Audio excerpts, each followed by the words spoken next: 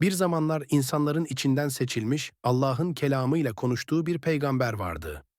Hazreti Musa, kendisine vahyedilen bilgileri insanlara öğretiyor, adaletle hükmediyor ve hak ile batılı ayırmak için mücadele ediyordu. Bir gün bir adam Hazreti Musa'ya sordu, "Yeryüzünde senden daha bilgili biri var mı?" Musa, Aleyhisselam içinden gelerek cevap verdi, "Hayır, yoktur." Ama o anda Allah ona bir ders vermek istedi. Vahiy geldi. "Ey Musa, senden daha bilgili bir kulum var. Adı Hızır. Ona ulaşmak istersen yanına bir tuzlu balık al. Balığın kaybolduğu yerde onu bulacaksın." Musa şaşırdı ama itaat etti. Yanına genç yardımcısı Yuşa'yı da alarak yola çıktı. Uzun bir yürüyüşten sonra bir kayanın dibinde mola verdiler. O sırada taşıdıkları kurutulmuş balık canlandı ve denize atlayıp kayboldu. Ama Yuşa bu durumu Musa'ya hemen söylemeyi unuttu. Yola devam ettiler. Günler sonra Yuşa hatırladı. "Musa, balık canlandı ve denize atladı. Orada Hızır'ı bulmamız gerekiyordu." Musa heyecanla, "O halde hemen geri dönelim." Geldikleri yere geri döndüler ve gerçekten orada deniz kıyısında bir adamla karşılaştılar. Yüzü nurluydu, bakışı sakindi. Bu adam Hızır idi. Musa ona yaklaştı. "Sen Allah'ın bana ulaşmamı istediği kul musun?" "Evet," dedi Hızır. "Ama benimle birlikte olmak kolay değildir. Ben Allah'tan doğrudan ilham alırım. Sen benim yaptıklarıma sabredemezsin." "İnşallah sabrederim," dedi Musa. "Sana asla karşı gelmem." Hızır başıyla onayladı. "O halde birlikte yolculuğa çıkalım. Ama hiçbir şey sormayacaksın. Ta ki ben açıklayana kadar." Ve birlikte yürümeye başladılar.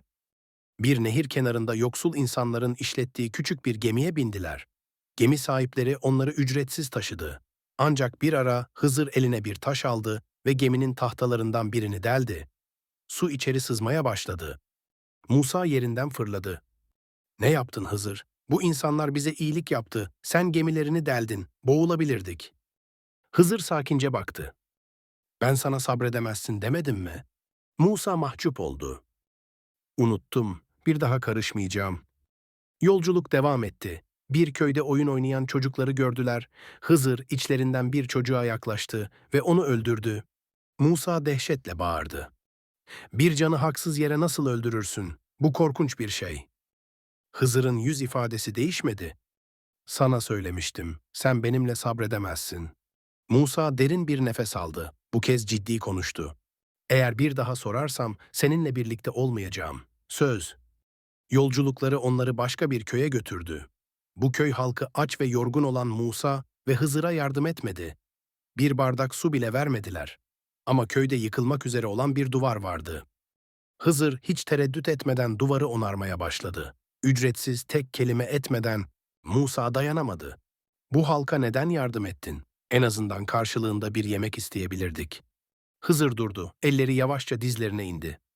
"Ey Musa," dedi, "artık ayrılma vaktimiz geldi ama şimdi yaptıklarımın sırrını sana açıklayacağım. Gemi, yoksul gemicilerin bulunduğu bölgede her sağlam gemiye el koyan zalim bir kral vardı. Ben gemiyi deldim ki kusurlu görünsün, ellerinden alınmasın. Sonra tamir ederlerdi. O çocuk büyüyünce ailesine isyan edecek, onları inkara sürükleyecekti. Allah, onun yerine ailesine hayırlı bir evlat nasip edecekti. O duvarın altında iki yetimin gömülü hazinesi vardı. Babaları salih bir adamdı. Allah istedi ki çocuklar büyüyene kadar hazine korunsun, kimse bulmasın." Ve sonra Hızır şöyle dedi, "Ben bunları kendi isteğimle yapmadım. Bunlar Allah'ın bana öğrettiği, senin kavrayamayacağın gizli hikmetlerdi." Hz. Musa bu yolculuktan büyük dersler aldı. Her şey ilk bakışta göründüğü gibi değildi. Bazen kötülük gibi görünen olayların ardında büyük hayırlar, bazen de sabrın sonunda gelen büyük sırlar saklıydı. Bu kıssa bize şunu hatırlatır: Allah'ın planı her şeyin üstündedir.